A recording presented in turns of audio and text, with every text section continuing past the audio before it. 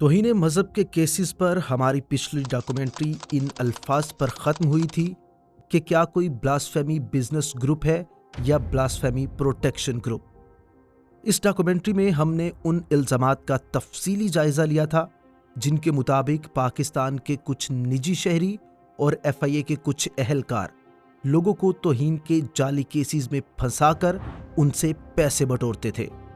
जो शवाहिद हमने आपके सामने रखे उनके मुताबिक ये सारे इल्ज़ामात सबूतों से आरी थे, लेकिन चूंकि हमारी तहकीक के दौरान वो तबका भी सामने आया जो बेदरीग तरीके से ये इल्ज़ामात लगा रहा था, तो इस पर बात करना भी ज़रूरी है ताकि सहाफ़ती तवाज़ुन और दयानतदारी कायम रह सके। आज की डॉक्यूमेंट्री इसी तबके पर है जिसे सोशल मीडिया पर ब्लास्फेमी प्रोटेक्शन ग्रुप कहा जाता है। ये मुबैना ब्लास्फेमी प्रोटेक्शन ग्रुप, ये नाम सोशल मीडिया पे लोगों ने इनको दिया है। ये एक ऐसा इनफॉर्मल ग्रोह है लोगों का कि जो मुल्ज़मान के लिए एक तरह से सहूलतकारी का काम कर रहे हैं। उनके लिए बहुत सी गलत बयानी भी देखने को मिली। उनके लिए हमदर्दियाँ इकट्ठी करने के लिए जो वो एफ़र्ट्स कर रहे हैं, उन एफ़र्ट्स को के दौरान भी हमें बहुत सी ऐसी बातें मिली जो मबनी बर हकीकत नहीं हैं। तो ये एक ग्रोह इस तरह से सामने आया है जो कि मुबैना तौर पे प्रोटेक्ट कर रहा है ब्लास्फीमर्स को। But we want to make sure कि इसके अंदर जो सेग्रीगेशन है वो हम रखें। जो प्रोफेशनल लोग हैं जैसे लॉयर्स हैं मिसाल के तौर पे, इनके मुल्ज़मान के उन पे किसी किस्म का कोई एतराज़ नहीं किया जा सकता, इसलिए कि बहरहाल लॉयर का काम होता है केस लड़ना, तो वो एक सेपरेट एक प्रोफेशन है। जो प्रोफेशनल लोग हैं they are different, but apart from that एक ग्रोइंग एक सेंटिमेंट डेवलप हो रहा है सोशल मीडिया पे कि इन जो मुल्ज़मान हैं गुस्ताखी के, इनकी तहफ़्फ़ुज़ के लिए सोशल मीडिया पे एक ग्रुप एग्जिस्ट करता है। इस सिलसिले में सबसे पहले सहाफ़ी अहमद नूरानी का नाम आता है जो फैक्ट फोकस नामी एक वेबसाइट चलाते हैं। अहमद नूरानी एक पाकिस्तानी इश्तिहारी शख्स हैं जो इस वक्त मगरिब में बैठकर ये इदारा चला रहे हैं। उनको मुबैना ब्लास्फेमी प्रोटेक्शन ग्रुप का हिस्सा इसलिए कहा जाता है कि इस मुबैना ग्रुप के बानी अराकीन उन्हीं का दिया हुआ कंटेंट सोशल मीडिया पर फैलाते हैं। उनकी दी हुई मालूमात सहाफ़ती मेयार पर कितना पूरा उतरती हैं, इस बात का आगे चलकर जायज़ा लेंगे। अलबत्ता यहाँ वेबसाइट की मिल्कियत पर पाए जाने वाले तनाज़े की निशानदही करना ज़रूरी है। इस वेबसाइट पर अहमद नूरानी और बदनाम ज़माना गुस्ताख वकास गुराया दोनों ही हक़ के मिल्कियत का दावा करते हैं। अगरचा आजकल दोनों में वेबसाइट की मिल्कियत के हवाले से इख्तिलाफ पाया जाता है, लेकिन तारीख़ी तौर पर ये एक दूसरे के गहरे सज्जन रहे हैं। वकास गोराया एक बदनाम ज़माना गुस्ताखों का एक ग्रुप रहा, भैंसा नाम का। ये गुराया जो है ये उसका एक किरदार है। और अब बात यह है कि इन पे एक इसमें तो कोई शक नहीं है कि इनके माजी में बहुत अच्छे इनके ताल्लुकात रहे हैं। अब ये वेबसाइट के हवाले से झगड़ा है। अब कौन इसमें से सच बोल रहा है कौन झूठ बोल रहा है ये तो नहीं कहा जा सकता। कभी वेबसाइट पे खबर आ जाती है कि नूरानी को निकाल दिया गया है, कभी खबर आ जाती है कि नहीं नूरानी जो है दोबारा उसने टेक ओवर किया है। सो वी डोंट नो कि इस गंदे बिजनेस के पीछे असल में क्या हो रहा है। लेकिन अगर वकास गोराया ही वाकई वेबसाइट का ओनर है तो फैक्ट फोकस पे स्ट्रेट वे क्वेश्चन मार्क इस तरह से आ जाता है कि जो आदमी ख़ुद गुस्ताख है वो गुस्ताखी के मुल्ज़मों के हक़ में कंटेंट प्रोड्यूस कर रहा है, क्योंकि ज़ाहिर सी बात है अगर वेबसाइट उसकी है तो फिर कंटेंट भी उसका होगा। और गुराया का क्लेम भी ये है कि नूरानी तो वहाँ पे एक मुलाजिम के तौर पे काम करते हैं। So it's puts a huge question mark on the credibility of the website कि जो बज़ात ख़ुद एक गुस्ताख है वो गुस्ताखी के मुल्ज़मों के हक़ में कंटेंट प्रोड्यूस कर रहा है, तो क्रेडिबिलिटी पीछे क्या रह जाती है। लेकिन अहमद नूरानी इस बात का सख्ती से इनकार करते हैं और वो इस रिपोर्ट का क्रेडिट कंदील नामी खातून को देते हैं। इस पूरी इन्वेस्टिगेशन को जिस तरीके से कंदील ने लीड किया, मैं अपनी सेहत के बारे में पहले भी बहुत बार बता चुका हूँ कि मैं ना पढ़ सकता हूँ सही तरीके से, ना मैं साफ लिख सकता हूँ। तो साफ मुझे साथ मिलकर किसी के साथ काम करने की ज़रूरत होती है। और साफ कि कंदील ने इस पूरी इन्वेस्टिगेशन को भी लीड। कंदील अमेरिका में मुकीम है और सोशल मीडिया पर अपनी सेकुलर जहनियत और उलमा बेजारी की वजह से जानी जाती हैं। ब्लास्फेमी केसेस में भी कंदील बहुत मुतहर्रिक हैं। न सिर्फ फैक्ट फोकस पर आने वाला मवाद शेयर करती हैं बल्कि इस पर स्पेसिस भी करती हैं। इसके साथ साथ कंदील के रिकॉर्ड पर यह भी मौजूद है कि उन्होंने भैंसा ग्रुप के एक और रुकन आसिम की मदद की और उसे पनाह दी। मैं एक बात करता हूँ, क्यू से भी मेरी बात हुई थी और इसको मैं रिकॉर्ड पे भी लाना चाहता हूँ फिर से کہ میں جب 21-22 دن کی قید تنہائی اور تشدد اور سارا کچھ کاٹ کے آیا، جب پتہ چلا کہ بلیسفیمی لگی ہوئی ہے، تو اگلے روز مجھے واپس جانا تھا سنگاپور، جہاں میں آنا تھا. تو کچھ 2-4 ایسے دوست جن پر اعتبار کیا جاتا تھا انہیں والد صاحب لے کے آئے، جہاں پہ میں رکا ہوا تھا. اپنے گھر پہ رک نہیں سکتے تھے ہم، جس طرح کے حالات بنے ہوئے تھے ان دنوں. تو بیٹھے وہاں پہ، میرے تو اپنے بھی مطلب پوری طرح سے اوسان میں نہیں تھا اپنے. تو کسی نے بات کی تو والد صاحب نے کہا کہ جی لوگ آج بھی پوچھتے ہیں کہ جی کیسے بھٹو زندہ ہے، جو نعرہ لگاتے ہیں نا زندہ ہے بھٹو زندہ ہے، تو آپ بتاؤں میں کیسے زندہ ہوں. دیکھو سامنے اس طرح سے بھٹو زندہ ہے.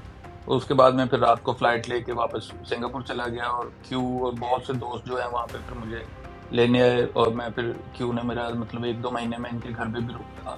اس کا بھی بہت بہت شکریہ میں پھر ادا کرنا چاہتا ہوں، حالانکہ اس کو ضرورت تو نہیں ہے، میری ان کے ساتھ بہت سارے پرانی دوستی آپ ہے. کو یہ دشمنی کر رہے ہیں دوستی کر رہے ہیں؟ مجھے بھی بنوائے گا آپ کے ساتھ ساتھ، خود تو کہنا ہی تھا.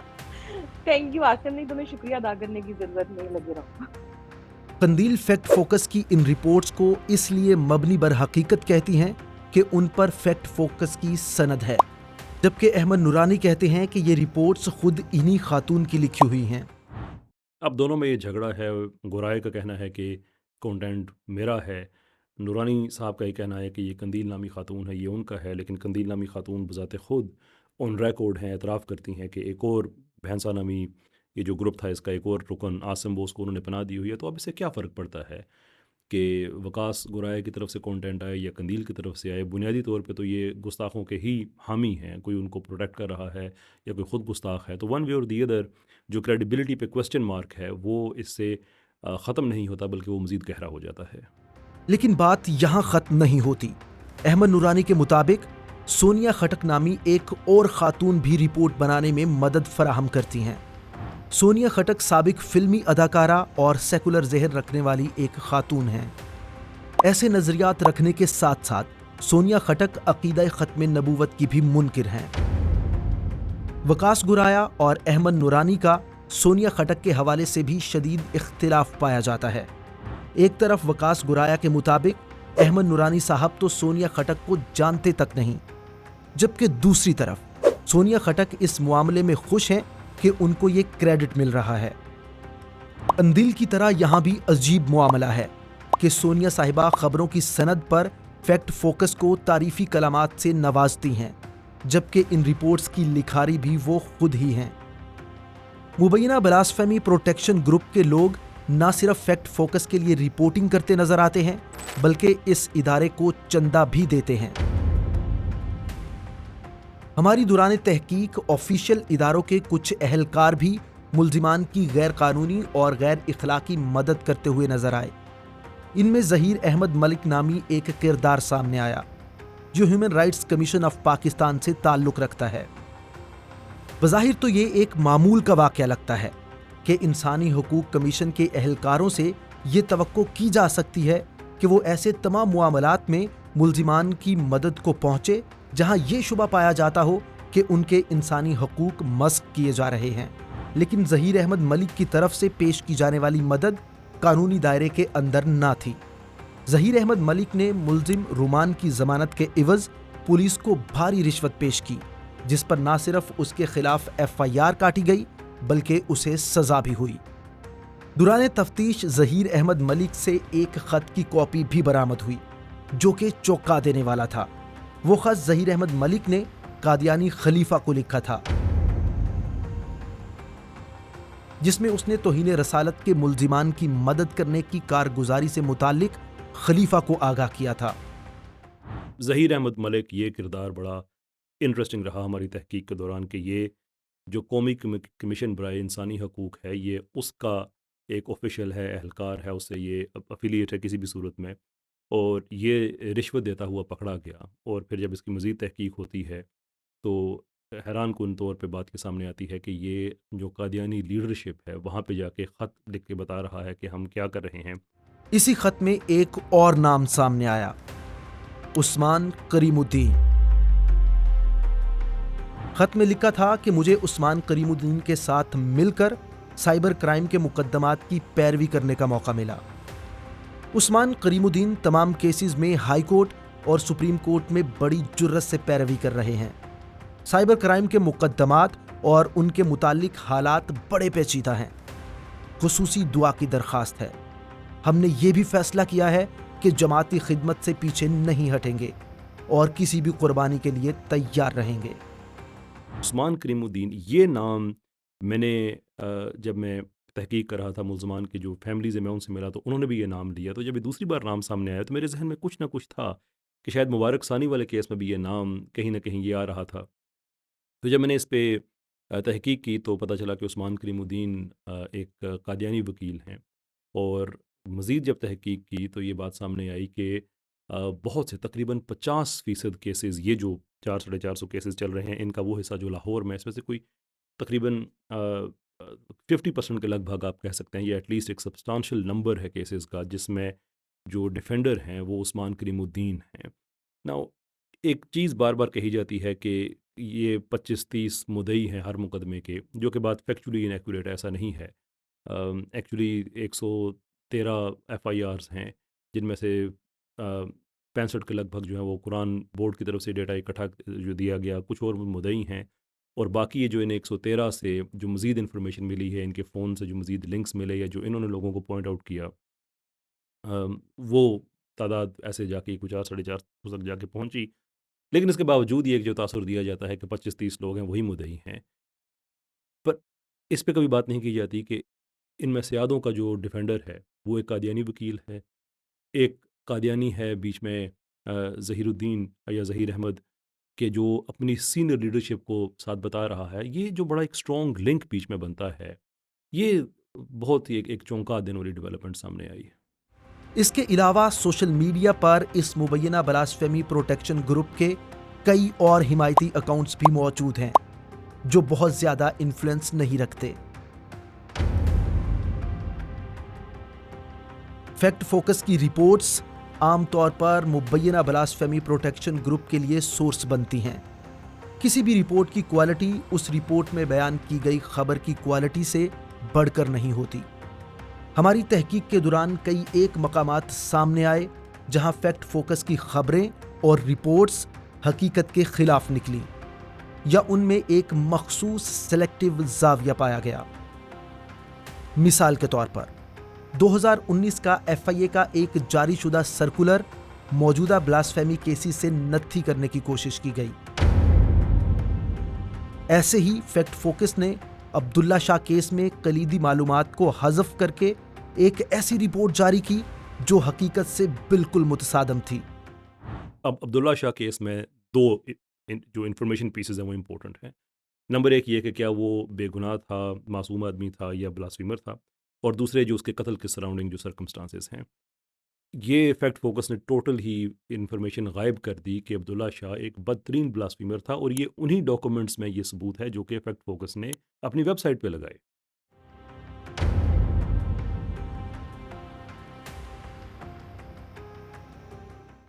یہ کنفرم بلاسفیمر آدمی ہے، اور دوسری یہ کہ اس کے اغوا اور قتل کا منصوبہ جو لوگ بنا رہے تھے وہ بھی بلاسفیمر تھے، جس میں ایون طیب بھی شامل تھا۔ طیب وہ بدترین گستاخ ہے کہ جو کہتا تھا کہ میں شیطان کا پیغمبر ہوں، اور جو اس کی بلاسفمی ہے اس کے بارے میں کہتا تھا یہ مجھ پہ ایک شیطان کی طرف سے وحی نازل ہوتی ہے، الہام ہوتا ہے۔ تو ان لوگوں کے ساتھ یہ ملا ہوا تھا۔ پھر اس کے آپس میں جو لڑائی جھگڑے ہوئے، اس پہ جو فورنزک ہیں وہ بھی موجود ہیں کہ اس کے قتل کی پلاننگ، اس کے اغوا کی پلاننگ، یہ ساری کی ساری جو ہے یہ 9 تاریخ کو یہ منظر عام پہ آتی ہے۔ دوسرے ہیں اس کے قتل کے سرکمسٹانسز۔ اب کس نے قتل کیا ہے عبداللہ شاہ کا کسی کو نہیں پتہ، لیکن کس نے نہیں قتل کیا ہے یہ بات کلیئر ہے۔ انہوں نے یہ سارا معاملہ ڈال دیا راؤ عبدالرحیم پہ۔ جب ہم نے تحقیق کی تو پتہ چلا کہ پولیس کے پاس جو CCTV ہے، نہ صرف یہ کہ وہ CCTV ہے بلکہ اس کے بھی فورینزکس ہوئے ہیں for the authenticity of it and confirmation کہ جس وقت قتل ہوا عبداللہ شاہ کا اس وقت راؤ عبدالرحیم اپنے دوست ایک سیفی صاحب ان کے پاس، اور کئی گھنٹے یہ لوگ وہاں پہ رہے۔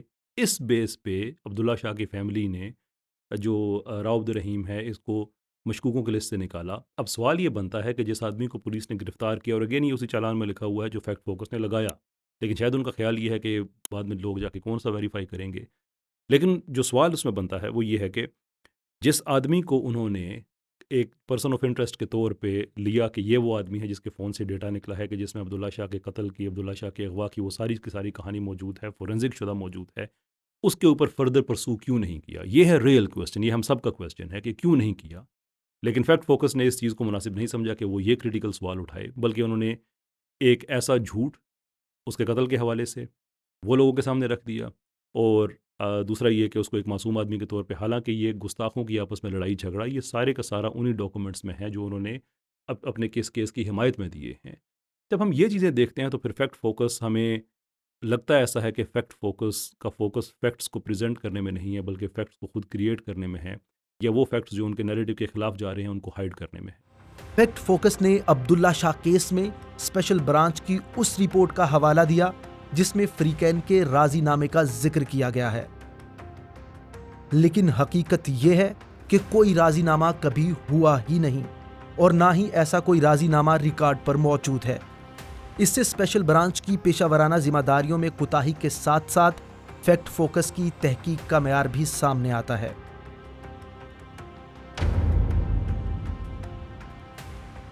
قومی کمیشن برائے انسانی حقوق ایک ریاستی ادارہ ہے جس نے 2024 میں بلاسفیمی کیسز پر 60 سے زائد صفحات پر مبنی ایک رپورٹ جاری کی، اور اس رپورٹ کے حوالے سے اہم ترین بات یہ ہے کہ یہ رپورٹ اسی قانون کے خلاف ہے جو قانون اس ادارے کو امپاور کرتا ہے. اس ایکٹ کی شق 19 کے مطابق کمیشن پر لازم تھا کہ وہ ان لوگوں کو بھی سنے جن پر ملزمان نے ٹریپ کرنے کا الزام لگایا تھا، لیکن یہ اہم قانونی تقاضا پورا نہیں کیا گیا، اور اسی سلسلے میں 24 فروری 2025 کو لاہور کی ایک عدالت نے قومی کمیشن برائے انسانی حقوق کو ایک نوٹس بھی جاری کیا. بلاسفیمی کیسز میں کمیشن کی کارکردگی کے حوالے سے مزید کئی تحفظات بھی موجود ہیں. جیسا کہ اوپر بیان کیا جا چکا ہے کہ کمیشن کا ایک اہلکار نہ صرف ملزمان کو بھاری رشوت کے عوض چھڑانے کی کوشش کرتا رہا، بلکہ اپنی کارگزاری سے قادیانیوں کے خلیفہ کو بھی مطلع کرتا رہا. ہماری تحقیق کے دوران ایک اور اہم ڈیولپمنٹ بھی سامنے آئی. نور فاطمہ بنام ریاست پاکستان کیس میں اسلام آباد ہائی کورٹ نے مختلف اداروں سے جواب طلب کیا. ان میں رسپونڈنٹ نمبر 6 کمیشن برائے انسانی حقوق تھا. حیران کن طور پر عدالتی ریکارڈ کے مطابق کمیشن کی طرف سے اٹارنی جنرل یا ریاست کے کسی اور وکیل کی بجائے عاصمہ جہانگیر صاحبہ کے ادارے AGHS نے جواب داخل کروایا. اس کے علاوہ جب ہماری تحقیق اختتامی مراحل میں تھی تو عدالت میں موجود ہمارے نمائندے سے ایک اور چونکا دینے والی خبر موصول ہوئی. قومی کمیشن برائے انسانی حقوق کے وکیل اسد جمال عدالتی کارروائی کے دوران مدعیان کی خفیہ ویڈیو ریکارڈ کرتے پکڑے گئے. قومی کمیشن برائے انسانی حقوق، انسان کی توقع یہ ہے کہ یہ ادارہ پوری تندہی کے ساتھ، دیانتداری کے ساتھ کام کرے گا، اور اگر ہم اس کی دیانت پہ شک نہیں کریں گے، لیکن جو چیزیں سامنے آ رہی ہیں یہ ناقابل یقین ہیں. نمبر ایک یہ کہ آپ نے جس قانون نے آپ کو امپاور کیا ہوا ہے، آپ کو لیجٹمیسی دی ہوئی ہے، اس قانون کے مطابق آپ نے جو فریقین ہیں آپ نے ان کا ویو لینا ہے، اس لیے کہ یہاں پہ صرف ایک شخص نہیں بلکہ ایک ادارہ FIA، ان کی جو ریپوٹیشن ہے وہ انڈرمائن ہو رہی ہے. تو آپ نے کیا کیا؟ آپ نے یہ کیا کہ آپ بس گئے ملزمان کے پاس، ان کے بیان کو سنا، ویریفائی نہیں کیا، ان کو حقیقت کا ٹھپا لگا کے دنیا کے سامنے رکھ دیا کہ ان کے ساتھ یہ زیادتی ہوئی ہے. یہ تو دنیا میں کہیں پہ بھی نہیں ہوتا. ایسے کیسے ہو سکتا ہے کہ آپ نے 60 سے زیادہ پیجز کی رپورٹ مرتب کر دی، اور اس کے اندر جو ڈیٹس کی ڈسکریپنسیز ہیں کہ کتنے ایسے لوگ ہیں ان ملزمان میں سے جنہوں نے جس تاریخ کو آپ سے کہا، وہ بعد میں تفصیلات کھلیں گی، کہ جس تاریخ کو انہوں نے آپ سے رابطہ کیا آپ نے کئی مہینے پہلے اس سے انویسٹیگیشن اپنی سٹارٹ کی ہوئی ہے. That's unbelievable. دوسرے نمبر پہ کہ کمیشن کا ایک افیلیٹڈ آدمی، وہ اس یعنی کمیشن کے اہلکار یا اس کا جو افیلیٹڈ آدمی ہے، اس کا کیا اس چیز سے کنسرن ہو سکتا ہے کہ وہ رشوت دے کے ملزمان کو چھڑانے کی کوشش کرے؟ یہ کون سے انسانی حقوق ہیں کہ آپ رشوت دے کے کہہ رہے ہیں کہ اس بندے کو چھوڑیں، اور پھر وہ آدمی رپورٹنگ کر رہا ہے قادیانیوں کے خلیفہ کو؟ انسانی حقوق جتنا ہم اپنی تحقیق کے دوران ہم نے یہ جو ہمارا قومی کمیشن ہے، ہم نے اس کو دیکھا، we felt that we are going into some kind of perpetual rabbit hole कि जिसके अंदर से ऐसी ऐसी चीज़ें निकलती आ रही हैं कि आप एक्सपेक्ट नहीं करते कि एक कौमी इदारा वो ऐसी चीज़ें कर रहा होगा। फिर उसके बाद जब उनकी रिस्पोंडेंट नंबर 6 यानी अदालत ये कह रही है कि जो नूर फातिमा का केस है उसमें हमें कुछ जवाब चाहिए और बिल्कुल होने चाहिए जवाब, इसमें कोई शक नहीं है। बहरहाल एक इंसानी जान गई है, इल्ज़ाम जो मर्ज़ी हो, अदालत का ये बात बिल्कुल दुरुस्त है कि हमें इसका जवाब चाहिए। तो जब कौमी कमीशन को भेजा गया तो आप आसमा जहांगीर साहिबा के इदारे को भेज रहे हैं जिनकी एक पब्लिक पोजीशन है कि वो जो ब्लास्फेमी के ख़िलाफ़ कवानीन है वो उनके ख़िलाफ़ हैं। उनका एक लंबा नैरेटिव है, वेल अंडरस्टूड है, लोगों को पता है कि वो नैरेटिव क्या है। And if all political parties want, they can do a lot. I mean, naturally, people like us feel that there should be no blasphemy law. आप पाकिस्तान में यानी कि सरकारी वकील मौजूद हैं, अटॉर्नी जनरल हैं, आपने किसी को नहीं भेजा, आपने एक प्राइवेट इदारे को आपने अपना केस उनको भेज दिया कि हमारे बिहाफ पे आप प्रेजेंट करें। As a tax payer everyone has to ask a question कि आपने एक प्राइवेट इदारे को भी, आपका उनके साथ माली लेन देन भी यकीनन कुछ ना कुछ हुआ होगा, अगर नहीं हुआ तो still there is a question कि आप एक ऐसे इदारे को ये केस क्यों दे रहे हैं जिसकी पहले से ही एक वेस्टेड इंटरेस्ट है, जिसकी एक बायस पोजीशन है against these laws. And lastly ये जो उनका एक लॉयर है, अब इंसानी हकूक़ के लिए कमीशन बना हुआ है और उनका लॉयर जाके मुल्क के कानून के ख़िलाफ़ अदालत के एहतराम की धज्जियाँ उड़ाते हुए वो जो मुद्दई हजरात हैं उनकी वो मूवी बना रहा है, फ़िल्म बना रहा है उनकी। अब वो ज़हीर का तो हमें पता चल गया कि वो तो कादियानियों के जो खलीफा है उनको रिपोर्ट कर रहा है। ये किसके लिए बना रहा है? क्या कमीशन के स्कोप में आता है कि आप खुफिया फ़िल्में बनाएं और बाद में हमें आप दिखाएं, या इसने भी किसी और जाकर रिपोर्ट करना है? We don't know that. मतलब ये सारी चीज़ें इकट्ठी करें तो इससे जो कमीशन है, इट डजंट लुक लाइक कि commission itself is doing something which it should be doing. और जो लोग हैं सारे इकट्ठे करें मजमूई तौर पे सारे एंटरप्राइज़ में जो शामिल हैं, कोई भी ऐसा नहीं लग रहा कि जिसका किरदार मुकम्मल तौर पे साफ़ हो, या एटलीस्ट अगर हम इदारों की बात करें तो इट डज़न्ट लुक लाइक कि इदारे जिस तरह से उनको अपना वेट पुल करना चाहिए वो उस तरह से कर रहे हैं। इस वक्त मुबैना ब्लास्फेमी प्रोटेक्शन ग्रुप और मुल्जिमान के वकला की तरफ से भरपूर मुतालिबा किया जा रहा है कि एक आज़ाद कमीशन बनाया जाए जो इन मामलात की तहकीक करे। इसमें सबसे काबिल तवज्जो बात यह है कि ये मुतालिबा मुल्जिमान की तरफ से नहीं किया जा रहा। तो फिर यहाँ एक अहम सवाल पैदा होता है कि मुल्जिमान पिटिशनर नहीं तो फिर इस कमीशन की कानूनी बुनियाद क्या होगी? जिन 3 रिपोर्ट्स की बुनियाद पर कमीशन बनाने का कहा जा रहा है उनमें से एक रिपोर्ट स्पेशल ब्रांच, एक कौमी कमीशन बराए इंसानी हुकूक और एक फैक्ट फोकस की रिपोर्ट है। जहां तक फैक्ट फोकस की रिपोर्ट का ताल्लुक है तो वो दीन बेजारों, ख़त्म नबूवत के मुनकरीन, मुल्हिदीन, गुस्ताखों को पनाह देने वालों और इश्तिहारी मफरूरों की मुरतब शुदा है, जबकि खुद फैक्ट फोकस रियासत पाकिस्तान में बैन है। जहां तक स्पेशल ब्रांच की रिपोर्ट का ताल्लुक है तो वो अपनी रिपोर्ट की सपोर्ट में एक भी सबूत पेश करने में नाकाम रहे हैं, जिसकी बाज़ाब्ता रिपोर्ट इस्लामाबाद और लाहौर हाई कोर्ट्स में पेश की जा चुकी हैं। इसके अलावा पब्लिक प्लेटफॉर्म पर स्पेशल ब्रांच के नुमाइंदे इस रिपोर्ट से लाइल्मी का इजहार भी कर चुके हैं। रही बात कौमी कमीशन बराए इंसानी हुकूक की, तो उनकी रिपोर्ट ही मुल्की कवानीन के तकाज़ों के खिलाफ है और उनकी मजमूई कारकर्दगी पर भी शदीद सवालिया निशानात हैं। अब ये मुबैना ब्लास्फेमी प्रोटेक्शन ग्रुप या गैंग जो काम कर रहा है, हम ये तो नहीं कह सकते कि इन लोगों के साथ रियासत के इदारे भी हैं, लेकिन सर्टनली ऐसे एहलकार मौजूद हैं कि एक कनाइबंस में नज़र आ रहा है कि ऐसे लोग हैं कि जो खुफिया फ़िल्में बना रहे हैं, कादियानी लीडरशिप को रिपोर्ट कर रहे हैं। कादियानी वकील एक सिग्निफिकेंट नंबर ऑफ़ केसेस में वो डिफेंडर भी हैं। आई मीन इट्स देखा जाए तो जैसे पहले होता था, मुबारक सानी केस में आप देख लें कि जो किरदार एक तरफ थे, इस केस में वो भी एक तरफ नज़र आ रहे हैं, जो उनके मुखालिफ थे वो भी नज़र आ रहे हैं।